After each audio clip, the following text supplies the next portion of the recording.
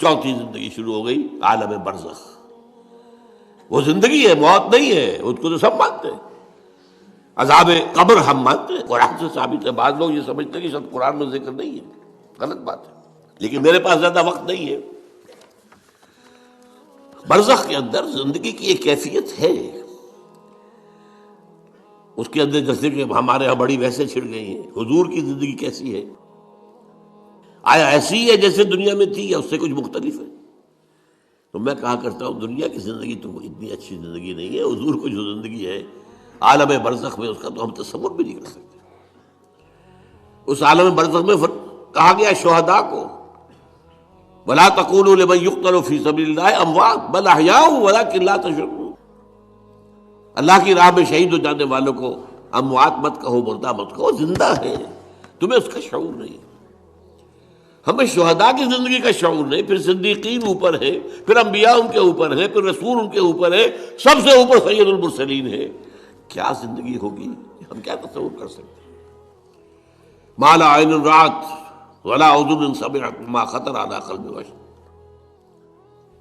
بہرحال پھر یہ چوتھی زندگی آ گئی، پھر آئے گا، پھر سور پھونکا جائے گا، اور پھر فَإِذَا هُمْ قِيَامٌ يَنظُرُونَ، تو سب زندہ ہو کر دوبارہ کھڑے ہو جائیں گے۔ وہ یوم القیامہ ہوگا، کھڑے ہونے کا دن، اور اس سے ہمارا پانچواں دور شروع ہو جائے گا، حیات اخروی۔ اچھا، حیات اخروی کے بارے میں ہمارا کیا ایمان ہے؟ کیا وہ کبھی ختم ہونے والی ہے؟ وہ تو ابدی ہے۔ فَإِنَّهَا لَجَنَّةٌ أَبَدًا أَوْ لَنَارٌ أَبَدًا، یہ پوری زندگی تو زندگی کتنی بڑی ہو گئی۔ تو اسے پیمانہ امروز و فردا سے نہ ناپ، جامنا پہم دواں ہر دم جواں ہے زندگی۔ البتہ ایک کام کیا کیا ہے اللہ نے، یہ جو دو موتوں کے درمیان زندگی آئی ہے، پہلی موت جو کہ ہم عالم ارواح سے، اس کے بعد سلا دیے گئے، موت آ گئی نا، پھر اللہ نے زندہ کیا۔ پھر جو ہمیں موت آنے والی ہے میری اور آپ کی، ان دو موتوں کے درمیان ایک زندگی کا حصہ کٹ گیا اس میں سے۔ یہ لمبا پروسیس، وہاں سے وہاں تک، مبدأ و معاد، انا للہ و انا الیہ راجعون، اس میں یہ چھوٹا سا ہماری زندگی میں سے حصہ کاٹ کر اسے ایک امتحانی وقفہ بنایا گیا۔ خلق الموت والحیات لیبلوکم ایکم احسن عملا، اس نے زندگی اور موتیں تخلیق کی ہیں تاکہ تمہیں آزمائے کہ کون ہے تم میں سے اچھے عمل کرنے والے۔ یہ امتحانی، اس کو بھی اقبال نے خوب کہا ہے، ملزم ہستی سے تو ابراہ مانند حباب، اس زیاں خانے میں تیرا امتحان ہے زندگی۔ اب امتحان 3 گھنٹے کا بھی ہوتا ہے تو وہ 30 سال کا بھی ہو سکتا ہے، یہ تو ایک کوانٹیٹیو ایلیمنٹ ہوا، امتحان ہے، ٹیسٹنگ از ٹیسٹنگ۔ یہ حیات دنیاوی امتحان ہے، ملزم ہستی سے تو ابراہ مانند حباب، اس زیاں خانے میں تیرا امتحان ہے زندگی۔ اس کے بعد جب ہمیں دوبارہ اٹھا دیا جائے گا، حساب کتاب ہوگا، اعمال کا جزا و سزا کے فیصلے ہوں گے، اور پھر یہ جنت اور یہ دوزخ، وَإِنَّهَا لَجَنَّةٌ أَبَدًا أَوْ لَنَارٌ أَبَدًا۔ یہ حیات ایک ایمان باللہ اور ایمان بالآخرہ، ایمان بالآخرہ کے ضمن میں پورے حیات انسانی کا ایک تصور جو ہے سامنے لانا ضروری ہے۔ اب آئیے،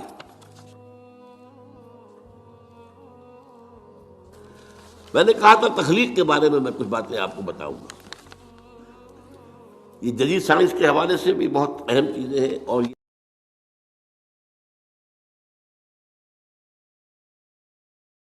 یہ قرآن کی حکمت اور فلسفے کے لیے۔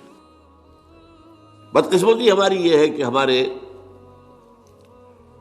جو فلسفی مسلمان ہوئے، ابن سینا ہو، فارابی ہو، کندی ہو، جو متکلمین ہوئے جنہوں نے عقل سے کام لے کر قرآن کی تفسیریں کی ہیں، امام راضی میں بہت بڑے مقام پر ہیں، اور ہیں بہت ہیں. کچھ صوفی مزاج صوفی ہے، فلسفی ہے.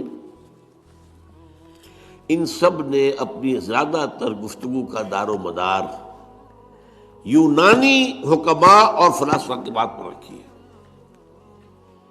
سقراط اس کا شاگرد، افلاطون اس کا شاگرد ارسطو. ہمارے متکلمین، ہمارے فلاسفہ سب ارسطو کے شاگرد. ہمارے صوفیہ اکثر و بیشتر افلاطون اور پروٹائنس فلاطینوس ان کے شاگرد. لہذا مولانا روم نے بڑا شکوے کے انداز میں کہا تھا، چند خوانی حکمت یونانیہ. تم کب تک یونانیوں کی حکمت پڑھتے رہو گے؟ یونانیوں کا فلسفہ پڑھتے رہو گے؟ یونانیوں کی میٹا فزکس، یونانیوں کی منطق. چند خوانی حکمت یونانیہ، حکمت قرآنیہ راہم میں خاں. کبھی ذرا قرآن مجید میں جو حکمت دی گئی ہے، جو فلسفہ دیا گیا ہے، جو حقائق بیان کیے گئے، کبھی ان پر توجہ کرو. اللہ تعالیٰ توفیق دے. میری دلی آرزو ہوگی کہ آپ میں سے جو ذہین لوگ ہیں، ظاہر بات ہے کہ یہ میدان ہر شخص کا نہیں ہے. حضور صلی اللہ علیہ وسلم کا جو افرادی انفرادی سطح پر انقلاب برپا کرنے کا پروسیس ہے، 4 الفاظ ہیں اس میں ٹاپ پر آتا ہے حکمت. یتلو علیہم آیاتہ یزکیہم ویعلمہم الکتاب والحکمہ. حکمہ یہ تعلیم محمدی صلی اللہ علیہ وسلم، تربیت نبوی صلی اللہ علیہ وسلم، اس کی سب سے اونچی منزل ہے تعلیم حکمت. تو ظاہر بات ہے کہ ہر شخص اس کا اہل نہیں ہوتا. یہ اللہ تعالیٰ نے ظاہر بات ہے سب کو ایک جیسا نہیں بنایا ہے. جسمانی قوتوں کے اعتبار سے بھی فرق و تفاوت ہے، ذہنی صلاحیتوں کے اعتبار سے بھی فرق و تفاوت ہے. جن لوگوں کے اندر یہ فلسفہ اور حکمت کا ذوق ہو وہ اس معاملے میں آئیں، سوچیں، پڑھیں. میری یہ چند باتیں ہو سکتا ہے کہ ان کے لیے چشم کشا ثابت. وہ کتاب اس وقت میری جو ہے ایجاد و ابداع عالم، وہ آؤٹ آف پرنٹ ہے، موجود نہیں ہے. انشاءاللہ جلدی ہی پرنٹ کروا لیں گے دوبارہ. دیکھیے تخلیق کا مرحلہ اول عالم امر ہے. اللہ کا ایک حکم کن، انما امرہ اذا اراد شیئا ان یقول کن فیکون. اس کن سے ایک نور پیدا ہوا ہے، ویری سٹل، لطیف، حرارت کوئی نہیں، خنک نور. یہ نور اللہ، یہ پہلی شے ہے جو پیدا ہوئی ہے. حکم ایک کن، یہ عالم امر ہے. اس نور سے پیدا کیے گئی تمام ارواح انسانیہ، تمام ملائکہ. ملائکہ کے بارے میں حدیث موجود ہے، قرآن مجید میں ذکر نہیں ہے، حدیث میں ہے. حضرت عائشہ رضی اللہ تعالی عنہ سے مسلم شریف کی روایت ہے کہ ان اللہ خلق الملائکہ من نور.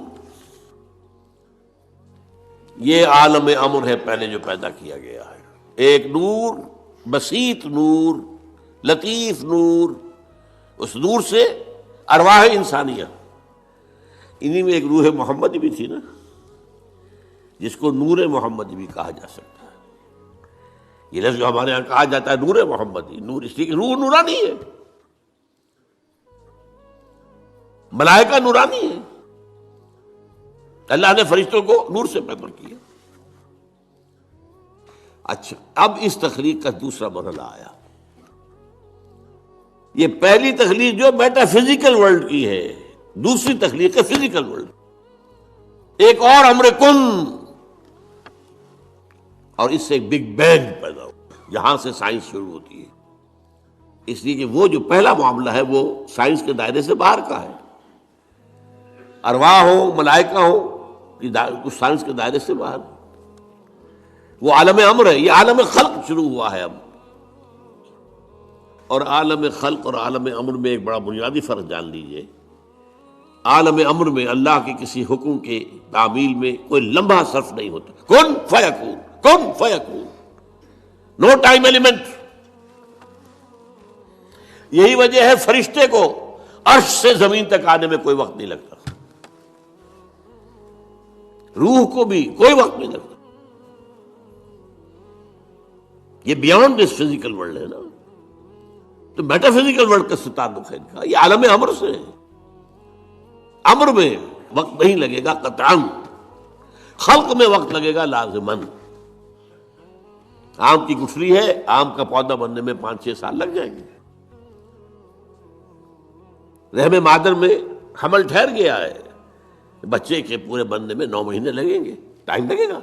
اٹس خلق. قرآن کہتا ہے ہم نے آسمان زمین 6 دن میں پیدا کیے. ٹائم لگا کہ نہیں لگا؟ تو یہ امر ہے وہ پہلا، جس میں کہ کیا ہے 3 چیزیں ہیں. اللہ کا نور جو بہت لطیف ہے، وہ خزانہ ہے، اسی سے بنی ارواح انسان کی ہے، اس سے بنے فرشتے. اور چوتھی چیز نوٹ کیجئے، وہی بھی عالم امر سے متعلق ہے، اس لیے کہ وہ ایک کمیونیکیشن ہے بٹوین روح انسانی یا روح نبوی اور الروح القدس. جبرائیل کون ہے؟ فرشتہ. روح محمدی یہ بھی نوری، وہ بھی نوری. یہ ان دونوں کا کمیونیکیشن ہے وہی. لہذا اس کا تعلق بھی عالم خلق سے نہیں ہے، عالم امر سے. بہت پیارا شعر کہیں کہا ہے، کس کیفیت میں کہا ہے میں نہیں سمجھ سکتا. نغمہ وہی ہے نغمہ کہ جس کو روح سنے اور روح سنائے. روح محمدی نے سنا ہے، اس کان سے نہیں سنا حضور نے. یہ نوٹ کر دیجئے، کبھی پڑھیے حقیقت وحی نامی کتاب مولانا سعید احمد اکبر آبادی کی. وحی کی حقیقت کیا ہے؟ وہی براہ راست قلب پر جاتی ہے، اس کان کے واسطے سے نہیں جاتی. یہ کان عالم خلق کا ہے، قلب عالم امر کی شے، روح کا مسکن ہے. وہاں روح ہے، روح محمدی ہے. فَإِنَّهُ نَزَّلَهُ عَلَىٰ قَلْبِكَ، اس کو اے نبی اتارا ہے اس فرشتے نے آپ کے دل